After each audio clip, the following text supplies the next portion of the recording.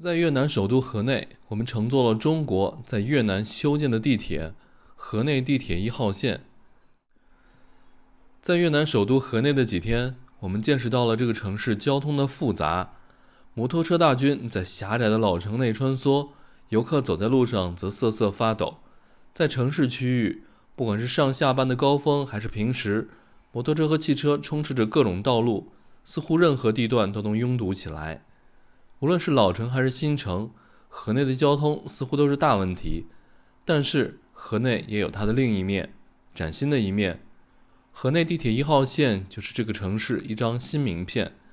这个地铁1号线全程都建设在高架上，可以俯瞰整座城市。以这样的视角游览河内，一定是不一样的体验。在地铁上再也不用担心堵车，不用担心横冲直撞的摩托车。越南当地人乘坐时频频点头称好。这条河内地铁1号线是由中国中铁6局建设完成，全程采用中国技术、中国标准，耗资10亿美元，约60亿人民币。我们乘坐时一切都感到很熟悉，和在中国似乎没什么区别。这条线路在2011年就动工，由于当地一些原因，直到7年后才正式完工通车。但现在它已经起了相当大的作用。看当地的市政规划图，还有不少的地铁线路。不久的将来，在河内，不管是当地人还是游客，都能更快、更便捷、更安全地在城市里穿梭。结束了21世纪的河内地铁之旅，我们回溯历史，带大家再看看河内的另一条更为有名的交通要道——龙边桥。这座桥横跨在红河之上，是19世纪法国在越南所修建的铁路的一部分。建于1899年，厉害的一点是这座桥的设计师就是埃菲尔铁塔的设计师。时光已经流过了123年，但是这座龙边桥仍然在使用中。走在桥上，看着斑驳的龙边桥，再回想起河内地铁，仿佛时空穿梭一般。这就是河内，古老和现代并存的一座城市。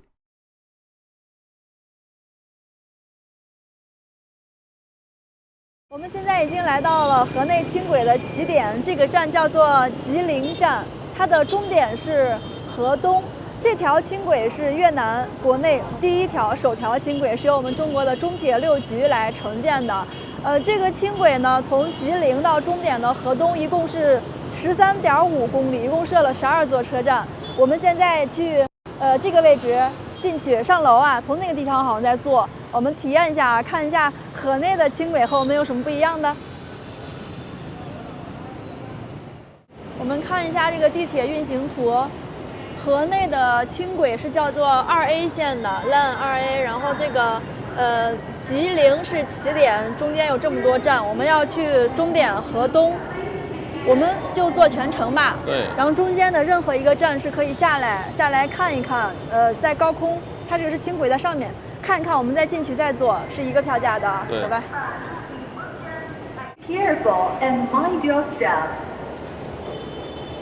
都是英语啊，好国际化的城市哈。双语播报。咱们西安也一样，我还不知道这个轻轨怎么买票呢，一会儿上去看看。摸索一下。啊？摸索一下。摸索一下。哇，这感觉跟中国的地铁好像啊！上来那儿就是一个人工的问询和售票的。是。这里可以买 ticket， 这儿。哎，这个机器是不是也可以啊？自助售票机。我看一下这个自助的吧。这儿写了，它起步价就是7000，对，2块1，最贵的做全程就是15000，人民币4块5，还可以啊。我们来先选一下要去的地方，我们直接坐到终点，然后2张票，我们需要3万盾。对，我现在给他投币，3万盾，我正好有3万盾。哎，他怎么不收呢？换一下。Hello， is this okay? Okay.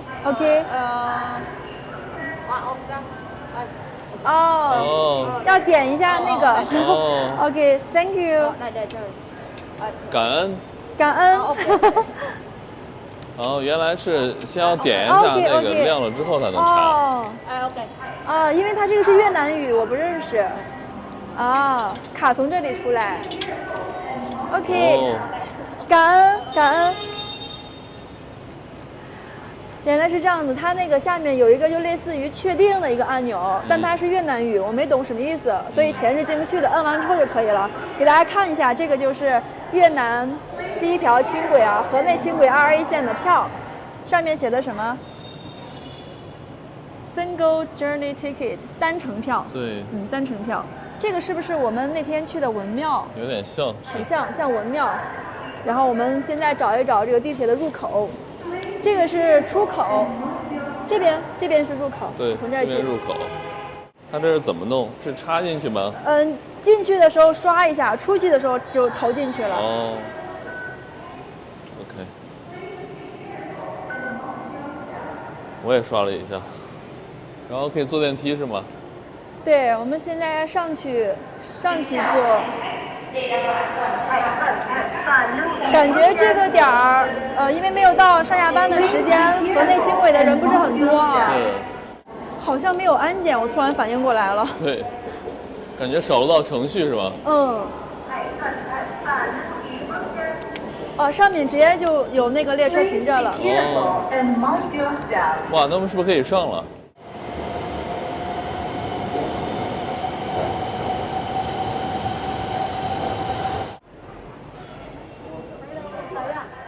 哇，那边好空，我们去那边吧。去那边没人的地方。感觉没有太多人坐地铁啊。是不是当地人比较喜欢坐摩托车？我坐这儿吧。好。你坐我对面。当地人比较喜欢坐摩托车。真的是很熟悉的感觉呀。这真的跟西安的地铁一模一样的。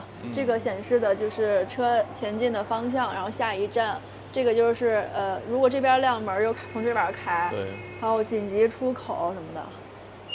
这个是前面的第1节车厢了，可以看到驾驶室了。对，我看看，这个是尾巴。对，就是等一下它返回的时候，这是第1节。对，现在这是最后一列了。对，最前面是在那个位置的。是，我们现在已经上这个轻轨了，还挺酷的，在天上扭来扭去的，像个蛇一样。哇，我们第一次以这样的视角来看河内啊。对，它这个轻轨的速度有点不太均匀啊，一会儿快一会儿慢的。这就是驾驶室是吗？有人吗？有，我也快有司机。哦，好厉害。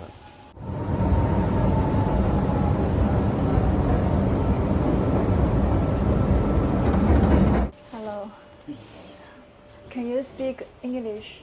With them. Vietnamese. 一点。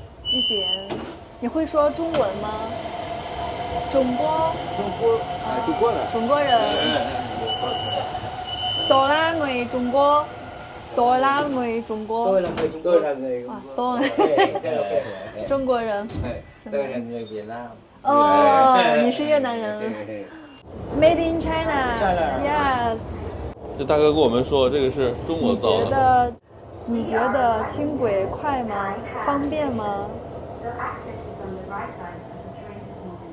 rất nhẹ. Bạn có nghĩ đường sắt nhẹ nhanh và thuận tiện không? OK。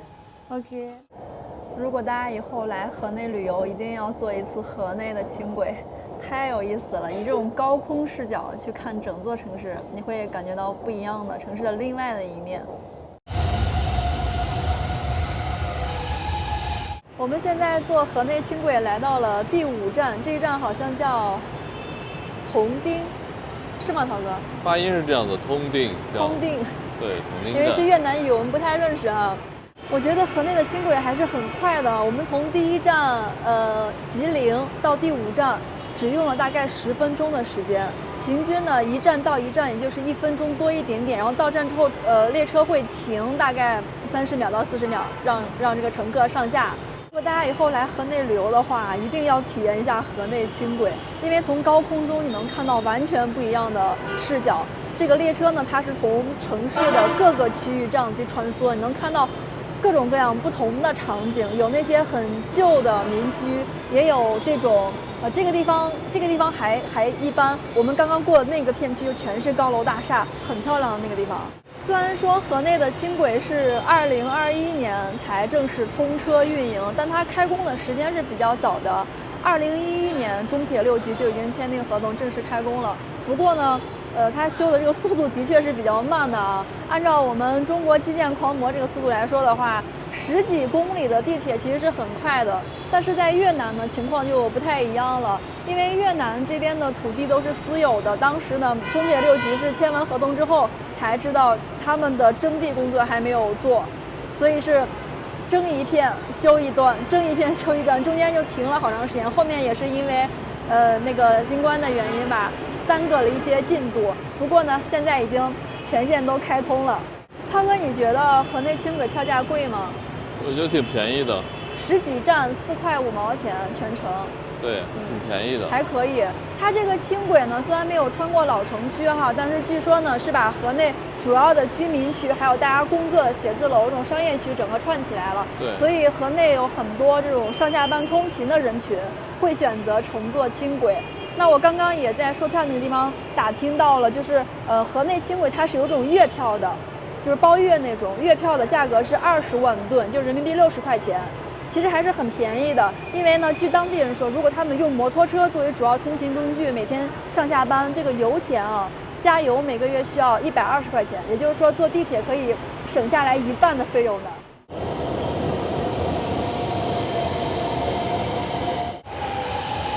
我们在这个站停了一会儿，看了一会儿风景，我们准备继续上车往下一站再去。Tàu đi hướng Yên Nghĩa ra vành đai 3, xin quý khách ổn định vị trí và không dựa vào cửa tàu. Quý khách xuống. 薇薇，你觉得河内的景观怎么样？我觉得今天这趟轻轨真是坐值了。之前我们老是在老城区待着，看到的都是河内，嘈杂，车水马龙，就是那种路很窄，到处都乱糟糟的感觉。今天呢，坐轻轨这样穿梭一遍啊，真的能体会到河内是首都，是大城市的那种感觉有的。我刚刚还看到了很多那种很大的那种医院。刚才你背后那条路超宽，特别的大，刚才我还看到了很多那种很复杂的立交，上面堵了好多车。其实这个点儿才3点半，还没有到下班时间，但是这边还是要繁华很多，跟老城区完全不一样的景观啊。对，完全不一样。其实很多游客啊，包括欧美游客，大多数来河内的几天都是待在环建湖周边的。对，周边的那些大教堂呀，还有一些8天广场呀，我觉得都不是很能完整的代表河内。如果大家以后来的话，真的一定要体验一下这趟轻轨啊！哇，这边车上不光有年轻人，还有很多年龄大的人，都特别的热闹。Hello， 新超。呀！我问阿姨觉得轻轨方便吗？快不快？阿姨说很快。阿姨，你们觉得乘坐轻轨感觉怎么样呢？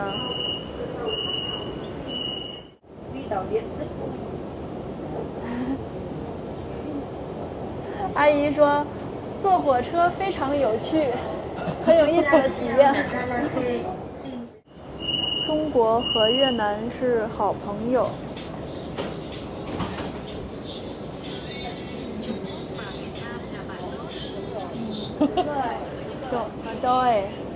Bạn đôi， 好朋友，bạn đôi。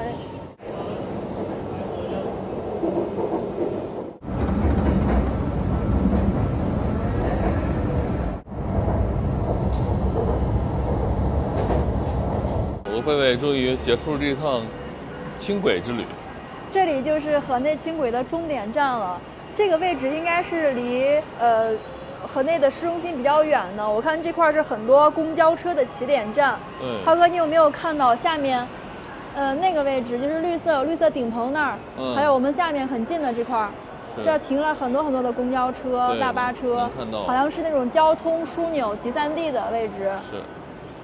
就感觉啊，他们这个轻轨还是挺有意思的，因为我们坐这轻轨的话，跑得比较远嘛，到河内的郊区或者远一点的地方之后呢，发现全部都是高楼大厦，跟在河内的老城市完全不一样的景观，特别有意思。而且你发现没，这个轻轨在中间它会扭来扭去的，因为有些弯比较急嘛，对，挺有意思的。如果我们上次来越南的时候，河内有轻轨就好了。我记得上次在河内打车花了好多钱，这个轻轨还是便宜啊，从头到尾4块5。这个价格大概相当于这边，比如说你用软件打车，可以打到最便宜的这个出租车的价格。那这个轻轨的价格是最便宜出租车价格的1/5，相当便宜了。在河内轻轨2A 线的终点，我们看到了一张这个应该是河内未来关于地铁和轻轨的一个规划图。这里面规划了有12条地铁，其中最远的这个我看最北边都可以直接到河内的机场了。然后下面呢也是很远，得给大家看一下我们刚刚坐的这13公里，大家就知道这个有多远了。我们刚坐的是从这个吉林绿色这一条，从吉林站，然后这样子一直下来。我们现在的位置是在这一块，我们刚刚花了大概半个小时就坐了这么一点。现在河内规划的地铁基本上把城区、郊区全部都覆盖完了。后如果再来河内旅游的话，应该会更方便的，可能都不需要再坐 Grab 了，它这个地铁全程覆盖了。那我们现在就下楼，从终点这个位置先出去，然后再重新买票，再坐回去。离开了中国在越南河内修建的地铁，下一站我们前往123年前法国在越南所修建铁路的重要一段龙边桥。值得一提的就是龙边桥的设计师就是埃菲尔铁塔的设计师。现在100多年前所修建的铁路仍在运行，搭载着来往河内的旅客。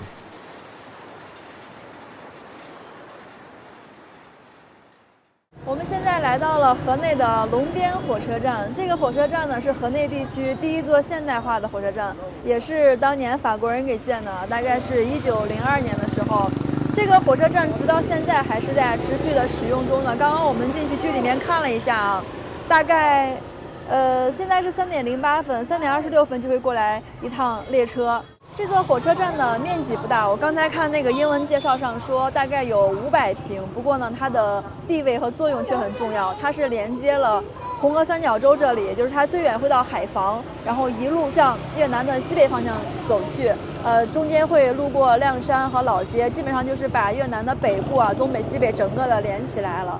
我身后这座锈迹斑斑的桥就是龙边铁路大桥，它可以说是见证了越南近代的发展史。大家看这座桥有没有觉得很熟悉的感觉啊？据说呢，龙边铁路大桥的设计师和法国的埃菲尔铁塔是同一个人。火车马上就要来了，我看到大家都上了站台了，还有人拉货，应该是去往西北亮山那边。火车还有大概10分钟就来了，现在大家都陆陆续续的往站台上走了。我发现越南这边的铁轨、火车还有站台还有火车站都非常 mini， 涛哥你发现没？都小小窄窄的，它那个站台就出来就一点点，然后外面就一条铁轨，然后大家也比较简单啊，从候车厅出来马上就可以上火车了。对，很像我们当时在云南那边建的火车站的闭塞站啊，就那种很像。等到我们从越南的中部往南部走的时候，我们也会尝试坐一次越南的火车哈。听说呢，跟我们国内的完全不一样，因为它那个车厢会很窄，很好玩，很小。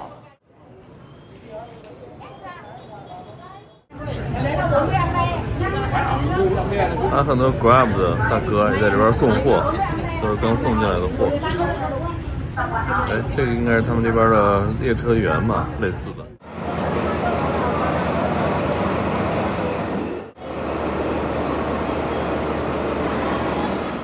在这个龙边站对面呢，有个咖啡厅，也有很多当地人坐这边来拍火车。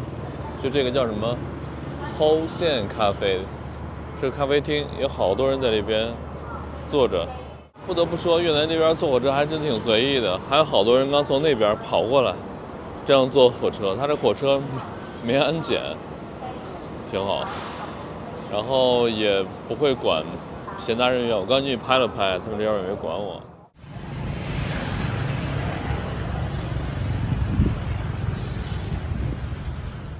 我费现在走在这个龙边桥上啊，我们刚去桥中间看了看，红河的水现在不是特别的宽广啊，所以往回走了。